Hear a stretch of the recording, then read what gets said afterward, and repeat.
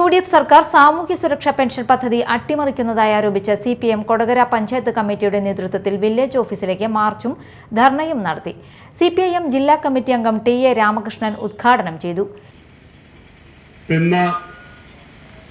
ഇന്നലെ ഇന്നൊക്കെയായി സഹകരണ ബാങ്കുകളിൽ ഈ മാസത്തെ വിതരണത്തിന് വേണ്ടിയിട്ടുള്ള പണം വന്നിട്ടുണ്ട്.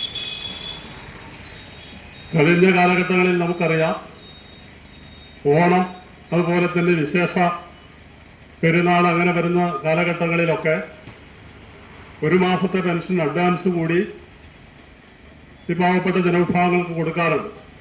2000 രൂപ പെൻഷനാണെങ്കിൽ 4000 രൂപ അവരുടെ കൈകളിൽ എത്തുമായിരുന്നു. CPM Kodakara north local secretary Anwar Sadiq അധ്യക്ഷത വഹിച്ചു. Kodakara south local secretary KD Appachan, നേതാക്കളായ KC ജെയിംസ്, സ്വപ്ന സത്യൻ എന്നിവർ സംസാരിച്ചു.